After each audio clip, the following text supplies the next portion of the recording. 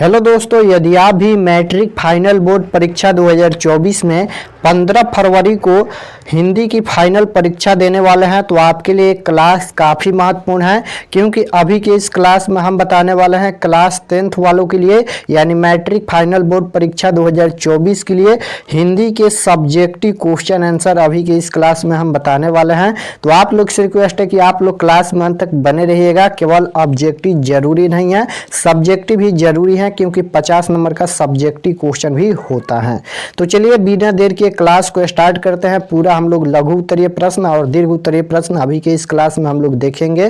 तो यहाँ पर देख सकते हो हिंदी की जो आप लोग का 15 फरवरी को एग्जाम होने वाला है, final exam Bihar board routine जारी कर दिया है। पहला दिन आप लोग का हिंदी की परीक्षा होने वाला है और यहाँ पर 15 तारीख को। तो देख सकते हो आप लोग का एग्जाम जो होगा वह हिंदी का 100 नंबर का होगा। इसमें कोई भी प्रैक्टिकल नहीं होता है और आप लोग का विषय कोड यही रहने वाला है 101।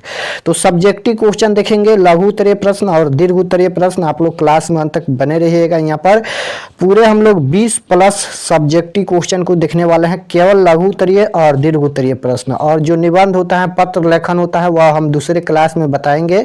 यहाँ पर जो आप लोग का लघु उत्तरीय प्रश्न में पूछा जाता है 10 क्वेश्चन, 10 क्वेश्चन लघु उत्तरीय प्रश्न में पूछा जाता है, जिनमें से मात्र 5 प्रश्नों के एग्जाम में जवाब देना है। अगर आप लोग यह प्रश्न सभी याद कर लेते हैं तो इससे बाहर आप लोग एग्जाम में प्रश्न नहीं आएगा। तो यहाँ पर देखिए फर्स्ट क्वेश्चन क्या पूछा गया है, आप लोग इसे कॉपी पर लिखकर जरूर से जरूर याद कर लीजिएगा। तो फर्स्ट क्वेश्चन पूछा गया है, मैक्स मुलर की दृष्टि में सच्चे भारत के दर्शन कहाँ हो सकते हैं और क्यों। क्वेश्चन पूछा गया है यहाँ पर कि मैक्स मुलर की दृष्टि में सच्चे भारत के दर्शन कहाँ हो सकते हैं और क्यों। तो इसका उत्तर लिखिएगा कि मैक्स मुलर की दृष्टि में सच्चे भारत के दर्शन मुंबई, कोलकाता, चेन्नई जैसे शहरों में नहीं।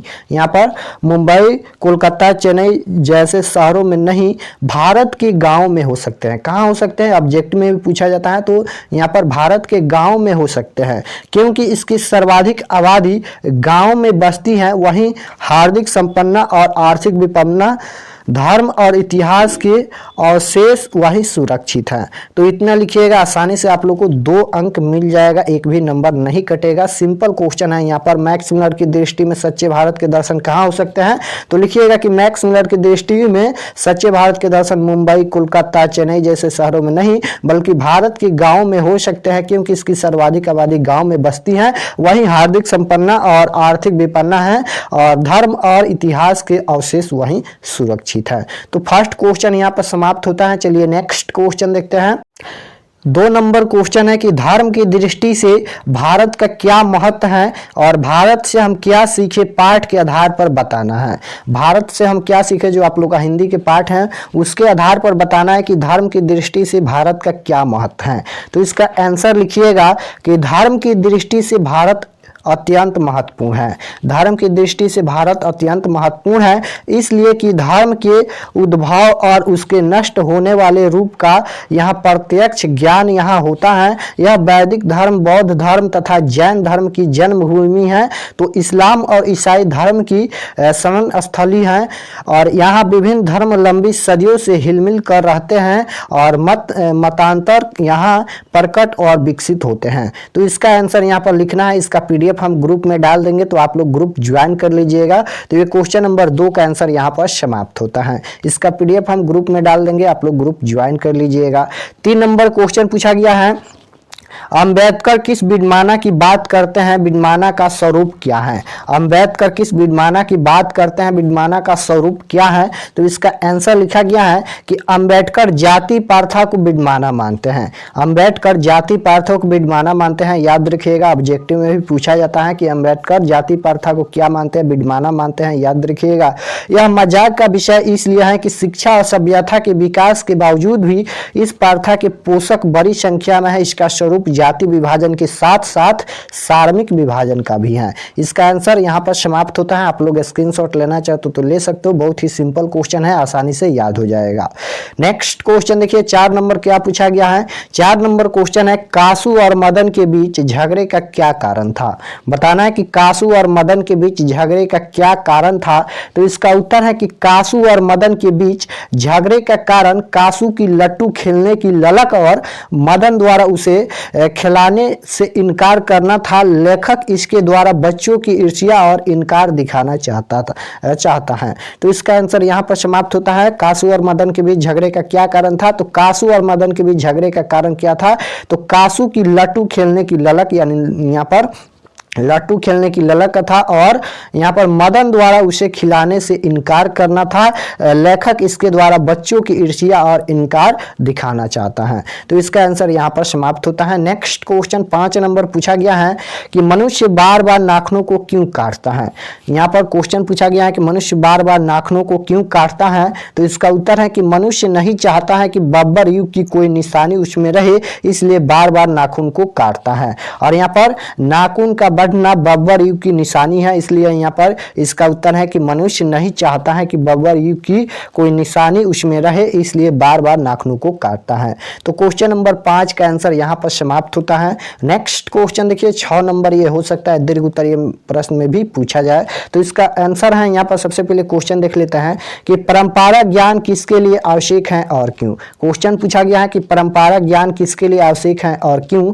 तो इसका आंसर है कि जो लोग साहित्य में युग परिवर्तन चाहते हैं, जो लकीर के फकीर नहीं है और जो रूढ़िया को तोड़कर क्रांतिकारी साहित्य की रचना करना चाहते हैं, उनके लिए साहित्य की परंपरा ज्ञान जरूरी है। ऐसा इसलिए कि साहित्य की परंपरा के ज्ञान से ही प्रगतिवादी दृष्टिकोण विकसित होता है और परिवर्तन मूलक साहित्य का जन्म होता है। तो क्वेश्चन नंबर यहाँ पर 6 का आंसर यहाँ पर समाप्त होता है। नेक्स्ट क्वेश्चन देखिए क्वेश्चन नंबर 7 है। क्वेश्चन नंबर 7 पूछा गया है कि डुमराव की महत्ता किस कारण से है? डुमराव की महत्ता किस कारण से है? तो इसका आंसर है कि डुमराव की महत्ता 2 कारणों से है। डुमराव की महत्ता 2 कारणों से है। पहली तो यह है कि इसके आसपास की नदियों के कछाड़ों में रीढ़ नरकट नामक एक प्रकार की घास पाई जाती है, जिसका प्रयोग शहनाई बजाने में किया जाता है। दूसरा कारण यह है कि शहनाई के शहंशाह बिस्मिल्लाह खां का यह पैतृक निवास है। इसके परदादा उस्ताद सलार हुसैन यहीं के थे और इनके खानदान के लोग शहनाई बजाते थे। तो यहाँ पर क्वेश्चन नंबर ये 7 का आंसर यहाँ पर समाप्त होता है। नेक्स्ट क्वेश्चन देखिए क्वेश्चन नंबर 8। क्वेश्चन नंबर 8 क्या पूछा गया है? क्वेश्चन नंबर 8 पूछा गया है घानानंद के अनुसार परहित के लिए देह धारण कौन करता है? बताना है कि घानानंद के अनुसार परहित के लिए देह धारण कौन करता है? तो इसका आंसर यहाँ पर लिखा गया है। इसका आंसर है कि परहित के लिए, दूसरों की भलाई के लिए बादल देह धारण करता है, और बादल जल का भंडार होता है और वह बनता ही है बरसने के लिए। बरसने के बाद उसका अस्तित्व समाप्त हो जाता है। बादल सूखी धरती पर बरसकर उसे हरा भरा कर देता है, और गर्मी से तप्त धरती को सुकून देने के लिए बादल अपने अस्तित्व को समाप्त कर लेता है। तो यहाँ पर घानानंद के अनुसार परहित के लिए देह धारण कौन करता है? तो बादल करता है। याद रखिएगा, यहाँ पर ऑब्जेक्टिव में पूछा जाता है, बादल यहाँ पर देह धारण करता है। तो क्वेश्चन नंबर 8 का आंसर यहाँ पर समाप्त होता है। नेक्स्ट क्वेश्चन देखिए क्वेश्चन नंबर 9। क्वेश्चन नंबर 9 पूछा गया है भारत माता अपने ही घर में प्रवासिनी क्यों बनी हुई है? तो इसका आंसर है कि प्रवासी वह होता है जो प्रदेश में जाकर बसता है, वहाँ से उसे बहुत से अधिकार नहीं होते हैं जो वहाँ के मूल निवासियों को होते हैं। यहाँ उसे मूल निवासियों की भांति आमतौर से मान सम्मान भी प्राप्त नहीं होता है। परतंत्र काल में यहाँ के लोगों के अधिकार भी छीन गए। विदेशी शासकों के आगे मान सम्मान भी जाता रहा। परदेशी अधिक प्रभावशील बन गए। इस प्रकार भारत माता अपने देश में ही प्रवासिनी हो गई। तो क्वेश्चन नंबर यहाँ पर ये 9 नंबर का आंसर समाप्त होता है। और क्वेश्चन नंबर 10 देखिए, क्वेश्चन नंबर 10 क्या पूछा गया है? क्वेश्चन नंबर 10 पूछा गया है कि भारत माता का ह्रास भी राहु ग्रसित क्यों दिखाई पड़ता है? तो इसका आंसर है कि कहते हैं कि राहु जैसे दुष्ट ग्रह छाया जब चंद्रमा पर पड़ती है तो ग्रहण होता है, अर्थात चंद्रमा की प्रसन्नता, हंसी खुशी, क्रांति कम हो जाती है। चूंकि भारत माता प्रार्थनी है, विदेशियों की काली छाया इस पर पड़ रही है और अतः इसकी हंसी पर भी ग्रहण लगा है, और इसी कारण इसका ह्रास भी राहु ग्रसित दिखाई देते हैं। तो क्वेश्चन नंबर 10 का आंसर यहाँ पर समाप्त होता है। Next question number 11। Question number 11 पूछा गया है कवि प्रेमघन को भारत में भारतीयता क्यों नहीं दिखाई पड़ती है। बताना है कि कवि प्रेमघन को भारत में भारतीयता क्यों नहीं दिखाई पड़ती है। तो इसका आंसर लिखा गया है कि कवि प्रेमघन जब भारत भूमि पर दृष्टिपात करते हैं तो पाते हैं कि चारों ओर लोग अंग्रेजी वेशभूषा में हैं। कवि प्रेमघन जब भारत भूमि पर दृष्टिपात करते हैं तो पाते हैं कि चारों ओर लोग अंग्रेजी वेशभूषा में हैं। रहन सहन रीति रिवाज भी लोगों का विदेशियों जैसा हो गया है। घर द्वार भी लोगों विदेशी शैली के बनाने लगे हैं। लोगों को हिंदी बोलने में शर्म और अंग्रेजी में संभाषण करने पर गर्व का बोध होता है। लोग हिंदुस्तानी नाम से घृणा करते हैं। इस प्रकार कवि को भारत में कहीं भी भारतीयता दिखाई नहीं पड़ती है। तो ये क्वेश्चन नंबर यहाँ पर 11 का आंसर समाप्त होता है। उसके बाद ये देखिए क्वेश्चन नंबर 12। क्वेश्चन नंबर 12 का आंसर यहाँ पर लिखा गया है। ये क्वेश्चन नंबर 12 का आंसर है। सबसे पहले क्वेश्चन को देख लेते हैं। क्वेश्चन क्या पूछा गया है कि देवता मिलेंगे खेतों में खलिहानों में, पंक्ति के माध्यम से कवि किस देवता की बात करता है और क्यों। तो इसका आंसर यहाँ पर लिखा गया है। इसका आंसर है कि कवि दिनकर के अनुसार जनतंत्र की प्रजा ही जनता ही सब कुछ होती है। कवि दिनकर के अनुसार जनतंत्र में प्रजा ही जनता ही सब कुछ होती है। वह राजा होता है, वह राजा होती है, उसी के नाम पर उसके हित के लिए उसके द्वार अधिकार और प्रदत्त लोग शासन करते हैं। इस प्रकार प्रजा की राजा है, जनतंत्र का देवता है। और चूंकि प्रजा किसान और मजदूर हैं, अतः कवि कहता है कि जनतंत्र के देवता राजप्रसादों मंदिरों में नहीं मिलेंगे, यह मिलेंगे खेत में खलिहानों में और सड़कों पर। तो क्वेश्चन नंबर 12 का आंसर समाप्त होता है। उसके बाद ये देखिए क्वेश्चन नंबर 13। क्वेश्चन नंबर 13 पूछा गया है हिरोशिमा में मनुष्य की साखी के रूप में क्या है। हिरोशिमा में मनुष्य की साखी के रूप में क्या है। तो इसका आंसर लिखा गया है कि हिरोशिमा में मानव निर्मित अणु बम के चलते भीषण नरसंहार हुआ। बहुत से लोग तो वाष्प बन गए, उनका अता पता नहीं चला। हाँ, जो लोग नहीं रहे उत्पाद में स्वाहा हो गए, उसमें से कुछ ही छायाएं झूलसे पत्थरों दीवारों और सड़कों पर उनकी साखी के रूप में या कहिए कि संहारक प्रकृति की यहाँ पर साखी के रूप में मौजूद है। तो क्वेश्चन नंबर 13 का आंसर यहाँ पर समाप्त होता है। बहुत ही सिंपल क्वेश्चन है। Next question number 14। Question number 14 में 2 क्वेश्चन है और दोनों क्वेश्चन का आंसर एक ही है, यानी समान है। कोई भी क्वेश्चन पूछा जाएगा तो एक ही यहाँ पर इसका आंसर यही देना है। तो सबसे पहले इसमें क्वेश्चन पूछा गया है कि बेटे के आंसू कब आते हैं और क्यों, या सृष्टि विकास की कथा क्या है। या पूछा गया है कि कावित्री के अनुसार बेटे के आंसू कब आता है और क्यों। तो इसका आंसर यहाँ पर लिखा गया है। इसका आंसर है यहाँ पर कि यहाँ पर बेटा अक्षर ज्ञान की सीढ़ियाँ चढ़ता हुआ सीधे सीधे जब अंगल लिखना चाहता है तो परेशानी में पड़ जाता है। ड की टेढ़ी मेढ़ी बनावट उससे यहाँ पर सजती नहीं और ड को माँ और बिंदु को उसकी गोद में बैठा मान लेने पर भी वह लिखने में सफल नहीं होता है और वह अनवरत कोशिश करता है किंतु कामयाब नहीं होता है और उनकी आंखों से आंसू निकल आते हैं किंतु उसकी असफलता आंसू उसमें यहाँ पर हताशा नहीं उत्साह पैदा करते हैं और यह उत्साह ही सृष्टि विकास की कथा है। तो यहाँ पर ये क्वेश्चन नंबर 14 का आंसर समाप्त होता है। उसके बाद यहाँ पर देखिए क्वेश्चन नंबर 15। क्वेश्चन नंबर 15 पूछा गया है कि हमारे नींद कविता में कवि किनका और क्यों जिक्र करता है। हमारे नींद कविता में कवि किनका और क्यों जिक्र करता है। तो इसका आंसर लिखा गया है यहाँ पर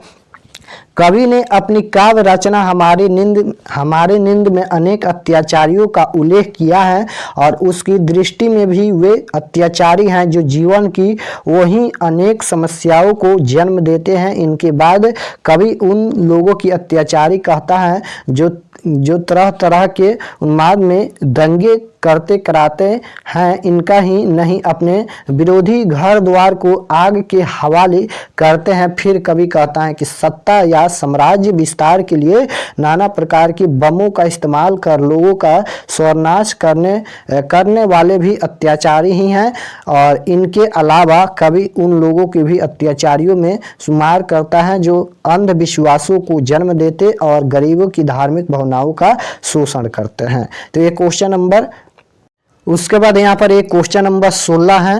क्वेश्चन नंबर 16 पूछा गया है कि रागंपा कौन था और मगम्मा से क्या चाहता था। बताना है कि रागंपा कौन था और मगम्मा से क्या चाहता था। तो इसका आंसर है कि रागंपा मगम्मा के गांव का जुआरी था और मगम्मा से रुपया चाहता था। ऑब्जेक्टिव में पूछा जाता है कि रागंपा मगम्मा से क्या चाहता था, तो याद रखिएगा रुपया पैसा चाहता था, यहाँ पर देख सकते हो।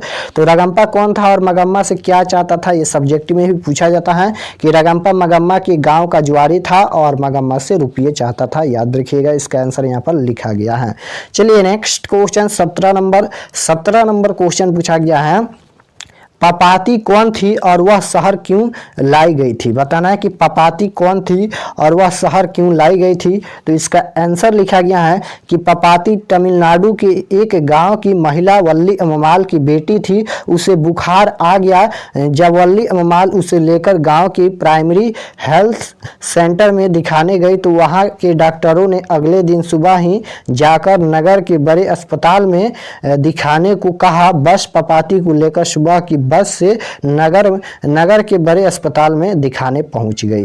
तो यहाँ पर क्वेश्चन नंबर 17 का आंसर समाप्त होता है। क्वेश्चन नंबर 18 देखिए, क्वेश्चन नंबर 18 पूछा गया है, कवि को वृक्ष बूढ़ा चौकीदार क्यों लगता था। तो इसका आंसर है कि मजदूर कद काठी और चौकीदार हर वक्त दरवाजे पर पगड़ी बांधे, फटा पुराना जूता, अपनी पुरानी खाकी वर्दी पहने और अपने कंधे पर राइफल लिए चौकस खड़ा रहता है और हर आने वाला से उसकी पहचान पूछता है। तो क्वेश्चन नंबर 18 का आंसर यहाँ पर समाप्त होता है।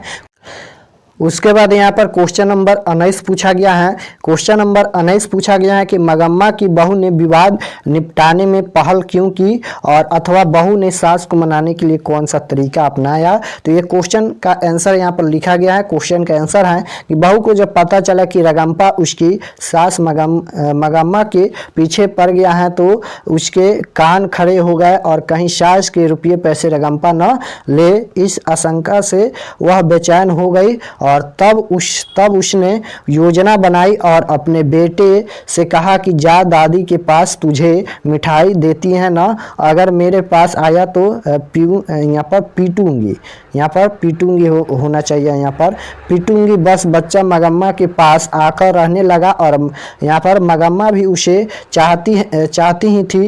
एक दिन पोता जिद कर बैठा कि मैं भी बेंगलुरु चलूँगा और मगम्मा क्या करे, माथे पर टोकरा और बगल में बच्चा, मुसीबत हो गई। तब बेटे और बहू ने आकर कहा कि उस दिन गलती हो गई, यूं कैसे चलेगा। मगम्मा अब खुशी खुशी बेटे बहू के साथ रहने लगी और धीरे धीरे बहू ने शहर में दही बेचने का धंधा भी अपने हाथ में ले लिया। उसकी मनसा पूरी हो गई। तो ये क्वेश्चन नंबर 19 का आंसर यहाँ पर समाप्त होता है। ये ज़्यादातर ये क्वेश्चन नंबर 19 दीर्घ उत्तरीय प्रश्न में पूछा जाता है। उसके बाद यहाँ पर क्वेश्चन नंबर 20 है। क्वेश्चन नंबर 20 पूछा गया है कि रागंपा कौन था और वह मगम्मा से क्या चाहता था। ये क्वेश्चन हम ऊपर भी देखे थे, लेकिन वह 2 अंक में पूछा जाता था तो उसका आंसर शॉर्ट में था, यानी बहुत ही सिंपल था। लेकिन ये क्वेश्चन 5 अंक में वही क्वेश्चन पूछा जाएगा, तो वह 5 अंक वाला क्वेश्चन को 2 लाइन से नहीं बल्कि कुछ और भी लिखना पड़ेगा। तो वही क्वेश्चन का आंसर यहाँ पर थोड़ा सा लंबा है। तो रागंपा कौन था और मगम्मा से क्या चाहता था। तो देखिए यहाँ पर इसका आंसर लिखा गया है, रागंपा मगम्मा के गांव का आदमी था, बड़ी शौकीन यहाँ पर तबीयत का, कभी कभार जुआ भी खेलता था। और जब उसे पता चला कि मगम्मा बेटे से अलग रहने लगी है तो मगम्मा के पीछे पड़ गया और एक दिन उससे हाल चाल पूछा और बोला कि मुझे रुपये की ज़रूरत है, दे दो लौटा दूंगा। मगम्मा ने जब कहा कि पैसे कहाँ हैं तो बोला कि पैसे यहाँ वहाँ गाड़ कर रखने से क्या फ़ायदा। दूसरे दिन रागंपा ने अमराई के पीछे रोक कर वाह पकड़ ली और कहा कि जरा बैठो मगम्मा, जल्दी क्या है। दरअसल रागंपा लालची और यहाँ पर लंपट दोनों ही था। तो यहाँ पर रागंपा कौन था और क्या चाहता था मगम्मा से। तो यहाँ पर रागंपा जुआरी किस्म का व्यक्ति था और मगम्मा से रुपया पैसा चाहता था। तो उसका ही आंसर थोड़ा सा यहाँ पर लंबा लिखा गया है।